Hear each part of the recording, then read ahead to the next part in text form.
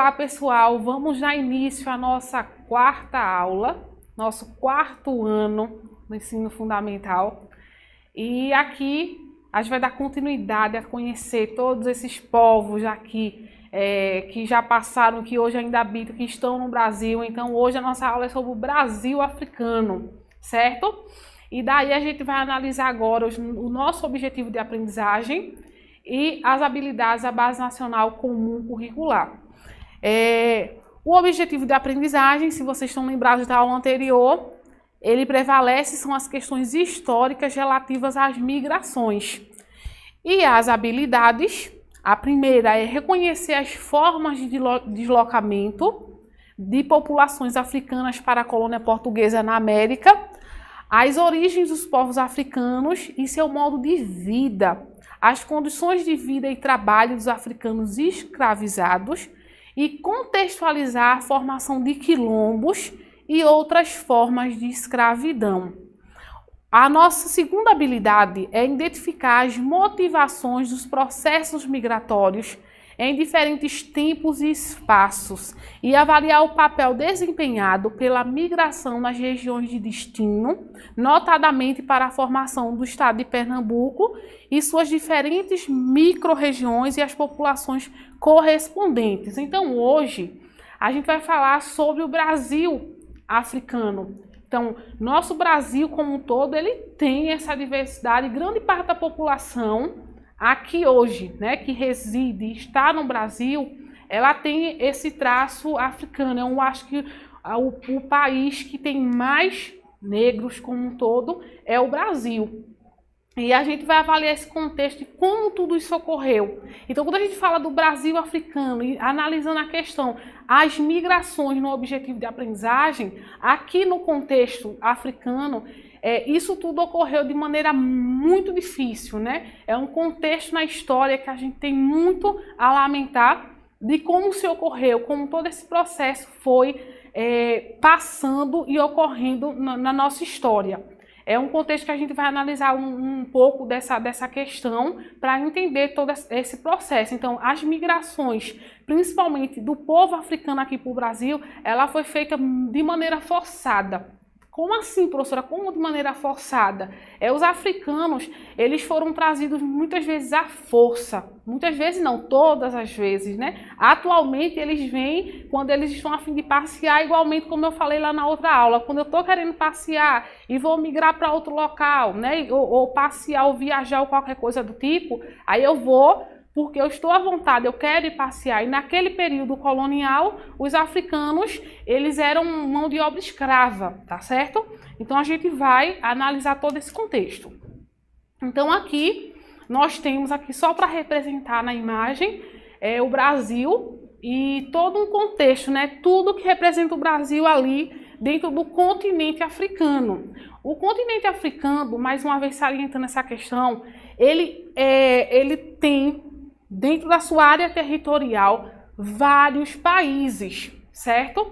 Então, diferentemente do Brasil, que é um país e pertence ao continente americano, o continente africano, ele tem ali dentro dele, cada bandeirinha daquela representa uma etnia, um povo diferente, uma cultura diferente. Então, a gente precisa ter essa diferenciação, né? Porque o Brasil tem uma extensão territorial tão grande, como eu venho explicando para vocês na aula de geografia, que eu quero que vocês entendam essa questão. Brasil, país. África é um continente que tem vários países. Então, esse é o primeiro ponto que a gente precisa levantar de primordial quando a gente analisa o povo africano, tá certo? Então, como o Brasil foi se tornando aquela questão da grande fonte financeira, então, muito havia de ser explorado. Era muita terra, era muitos lucros. O português, ele viu aqui uma grande maneira de crescimento e de enriquecimento para levar lá para Portugal. Mas o que aconteceu? A mão de obra indígena, ela não era suficiente. Começou a surgir a questão da necessidade de aumentar a mão de obra, certo? Então, a mão de obra iniciou a ser trazida de várias regiões da África. Então, como aconteceu isso? Os homens e as mulheres, que vinham de lá, eles possuíam diversas línguas, certo? E costumes. Porque eles pertenciam a todo um continente, e lá no continente africano existiam vários países, então eles vinham de várias partes do continente africano. Assim também como o povo indígena que a gente tratou na aula anterior, eles também eram de grupos variados e possuíam línguas diferenciadas. Então aí a gente vai conhecendo um pouco desse povo que começou a ser trazido como mão de obra escrava aqui para o Brasil, tá certo? Então aí nós temos as principais rotas do tráfico. Então todos esses pontos em azul, certo? São representados pela mão de obra escrava trazida da África para a América, para os países da América, tanto a América do Norte, como Central, como do Sul também, tá certo? Então, a gente pode analisar aqui, em todo esse contexto de rotas de tráfico, desculpem, a gente pode analisar que toda a população que era utilizada como mão de obra escrava era trazida diretamente da África para o Brasil, ok? Então, daí a gente consegue analisar pelas setas para onde eram levados o povo que era traficado, tá certo? Então, vamos lá. Aqui, na imagem, vocês vão poder analisar, ampliar para vocês verem bem direitinho, analisem a foto, a imagem. Fiquem atentos, certo? Esse aqui eram como os negros eram transportados num porão dos navios, né? Então, essa era a situação pelo qual eles passavam durante essa passagem do oceano de lá da África até aqui. Eles eram trazidos de formas desumanas. Primeiro, a gente pode analisar o quê? Quando eles eram tirados dos seus locais de origem, primeiro eles eram separados, certo? Das suas famílias. Então, se eles fossem casados, se eles tivessem filhos, esse contexto não tinha respeito nesse período de colonização, de escravidão. Todas as pessoas que eram tiradas do seu local de origem eram levadas dessa maneira. Então, eles perdiam o contato com a família, eles perdiam todo o contato com o seu povo de origem e passavam a viver dessa maneira. Então, esse primeiro contato aí a gente pode ver que, em se tratando de uma viagem, nota-se que não tem nada de confortável, né? Então, aí, desde o princípio, eles já viviam sendo tratados de uma maneira muito desumana. Então, assim, eles estavam saindo do seu local de origem de uma maneira forçada, né? Era uma viagem forçada, era uma maneira forçada de deixar suas origens, diferentemente do que a gente vinha tratando em outras situações, tá certo? E daí, a travessia do Atlântico era muito difícil, tá certo? Pelas péssimas condições de higiene, os navios não tinham higiene, a duração da viagem era muito longa e a alimentação também não era a melhor, né? Não tinha nutrientes suficientes, tanto que grande parte dos negros que eram trazidos, alguns deles eles morriam ali mesmo, antes de chegar aqui ao Brasil. Então, é outro contexto que a gente precisa analisar de toda essa questão da escravidão. Então, a história do povo africano aqui no Brasil já teve origens muito difíceis, né? Já teve uma situação muito complicada na sua chegada. Mesmo que ao longo do tempo houve as contribuições que a gente vai conseguir analisar aqui em alguns pontos da cultura, as músicas, as danças, que aqui chegaram através deles, a gente deve primeiro analisar esse contexto pelo qual eles iniciaram e chegaram ao nosso país, certo? A partir de processos migratórios forçados. Então, a gente analisa essa questão muito importante e o trabalho dos negros africanos, né? Então, eles foram trazidos aqui ao Brasil para ser utilizado como mão de obra. Então, inicialmente, aqui a gente vai analisar que eles foram utilizados para a indústria açucareira, né? Então, eles tinham uma boa qualificação. Se a gente fosse considerar a relação do povo indígena em relação à mão de obra de trabalho, o povo africano ele já tinha uma certa qualificação em alguns setores do trabalho, e isso fazia com que os colonizadores eles quisessem aumentar essa mão de obra escrava, tendo em vista também a lucratividade que existia mediante a venda desses escravos. Então isso se tornou um meio muito lucrativo, tanto como força de trabalho, como pelas trocas de venda. Então, os primeiros africanos, como coloca ali ó, na imagem, no slide, ele coloca assim, ó, os primeiros africanos chegaram aos engenhos do Recôncavo Baiano, uma das regiões pioneiras no estabelecimento da economia açucareira. Então aí foram uns dos primeiros locais, né, na produção e no plantio todo o processo da mão de obra sobre açúcar, a área açucareira. Então, aqui nessa questão sobre o trabalho dos negros africanos, todo esse trabalho que era aqui realizado era trabalho forçado. Eles não recebiam nada em troca. Então, como eles já haviam deixado suas origens, seu local de origem, de forma forçada, eles aqui trabalhavam como escravos. Então, como era esse processo de escravidão? A gente vai poder analisar algumas questões. Então, no Brasil, o trabalho escravo ele predominou em quase todos os setores da economia, certo? Além da questão do açúcar, na agricultura eles também foram uma mão de obra muito forte no período, na criação de gado. Então assim, eles iniciaram num contexto e ao longo da história eles foram inseridos em todos os trabalhos que fossem propícios, tá certo? Para a questão dos donos de engenho que ao longo dos períodos foram pegando propriedades. Então esses negros eles passaram grande parte da vida ali trabalhando de forma escrava e alavancando a economia. Então, o trabalho doméstico também, grande parte das mulheres, elas realizavam a parte do trabalho doméstico.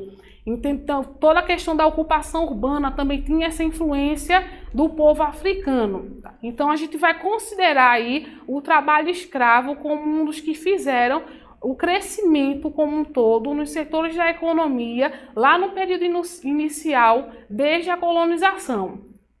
Então aí a gente vê duas questões aí, ó, dois negros realizando trabalhos, eles tinham todo esse contexto de conhecer ali, ó, eles amarravam com cuidado, eles tinham toda uma precisão no trabalho realizado, e o que a gente pode analisar é o contexto da força, né, que eles precisavam ter e realizar nessa questão do trabalho.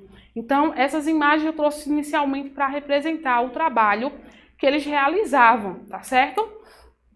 Então, daí surgiu a questão da resistência. Então, o que foi essa resistência? Então, nem todos os escravos aqui africanos que aqui estavam, eles não se sentiam felizes. Primeiro, porque eles já vinham com uma grande amargura, né? Eles vinham com o peso de ter perdido a família, de ter perdido a mãe, de ter perdido a esposa, de ter perdido filhos. E aqui, eles passavam por vários castigos. Então, assim, trabalhou, então não podia, se você não pode comer, então não tem um horário certo para comer, tem um horário certo daquilo. Então, muitos deles começaram a criar um processo de resistência. Eles não faziam de acordo como era exigido pelo seu dono, e isso lhe ocasionavam castigos. Então, a história aqui da resistência, ela é longa e penosa, né? As revoltas, né, elas em movimentos grandes e pequenos, ou foram planejadas visando a abolição geral. Então, eles sempre estavam criando movimentos para conseguir, de alguma forma, acabar com aquele sofrimento pelos quais eles estavam passando. Então, a gente analisa aqui que o povo como um todo, o povo africano, ele buscava, de alguma forma, lá na sua essência, ele tinha uma luta, ele construía uma resistência para lutar pela sua dignidade. Também era muito difícil, né? Mas é um contexto que a gente pode analisar da resistência desse povo escravo, que é o povo negro. E daí, uma das questões principais deles criarem essa resistência eram as formas do castigo, né? Eles eram castigados de maneira muito dura, certo? E isso ocasionava ainda mais a revolta. Então aí na imagem vocês puderam observar nessa questão que essa forma de castigo é muito dura, gente. É uma questão de se analisar que na sociedade atual, como a gente observa, isso não é aceito em nenhum contexto de trabalho. Então você vai trabalhar numa empresa, você tem direitos, você tem deveres, mas tem a troca. Então no período colonial e no período de escravidão, os africanos eles sofreram muito esses castigos, né? E isso ocasionou que eles iniciassem lutas próprias, que até hoje caracterizam a nossa cultura. E aí iniciaram-se as fugas, né? Por que as fugas? Porque assim, nossa, eu passei 2, 3, 4, 5, 6, 7, 8 anos escravizado. E não teve nenhuma mudança. A pessoa vai ficando cansada, todos os contextos. Então, assim, era um processo que eles usavam como rebeldia. Eles queriam sair daquela situação. E para isso, eles se juntavam em grupos e iniciavam fugas, certo? E começaram a iniciar a formação de comunidades. Tem até a questão da formação das comunidades quilombolas, né? Tenho certeza que se vocês não ouviram, ainda vão ouvir falar muito. Então, as populações quilombolas, elas ainda existem hoje e elas iniciaram sua formação a partir dessas fugas, né, que foram realizadas pelo povo africano, à medida que eles viviam constantes torturas, castigos. Então, eles começaram a criar comunidades no meio da mata para que conseguissem viver de uma maneira melhor. E daí, a gente coloca ali, ó, os quilombos eram comunidades formadas por pessoas escravizadas fugidas. Exatamente como eu vinha colocando para vocês. Eles se tornaram, no caso, eram os ex-escravos, os mestiços, indígenas e outros indivíduos discriminados. Então, todos esses povos aí, essas pessoas que eu falei, elas começaram a criar os quilombos, tá certo? E aí eu trouxe duas imagens para vocês analisarem de dois quilombos. O quilombo do Catucá e o do Palmares. O mais conhecido aqui pela nossa população é o do Palmares. E nas imagens a gente vê eles reunidos em um contexto de alegria, de dança. Numa das imagens a gente vê que está presente, né, a capoeira. Então a questão da cultura predominante desse povo africano que veio aqui para o Brasil de maneira muito forte. E hoje ainda tem seus pilares aqui na nossa terra, a gente tem uma cultura muito marcada. Então esses quilombos, eles estão presentes, hoje ainda existem alguns quilombos aqui na região, não só do Nordeste, mas no Brasil inteiro como um todo. Deixa eu ver se eu consigo aqui um dado. Aqui nós temos mais algumas fotos, certo? De quilombos, uma mais antiga, uma outra mais atual. Aí vocês olhem atentamente as imagens. Certo? E aí, a questão da influência africana, né, para nosso povo. Então, a gente tem o quê? A capoeira, como já foi colocada.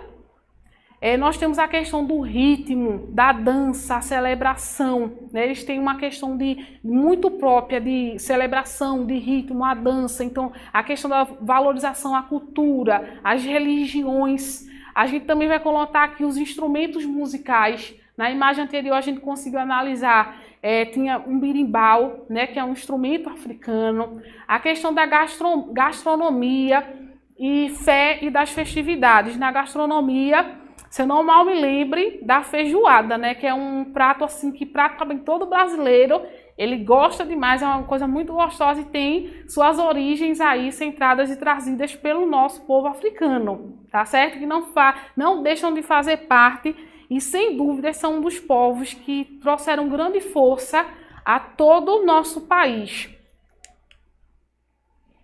Então, diferentemente das migrações e dos refugiados pelo mundo, certo? A escravidão foi um movimento forçado. Então, cabe mais uma vez deixar bem claro para vocês que todo o processo aqui que ocorreu da mão de obra escrava trazido da África, que foi um movimento forçado, certo? Foi a força. Eles não queriam vir para cá, eles não queriam realizar esse trabalho. E que por muito tempo permaneceu em nosso país. Então, a mão de obra escrava, o trabalho escravo, ele permaneceu por muito tempo aqui no nosso país. Infelizmente, é uma parte da história que a gente não pode mudar. A gente só deve tirar o contexto do que veio de positivo de tudo isso e hoje contar a nossa história, né? Contar como aconteceu e como a gente conseguiu passar por todas essas etapas.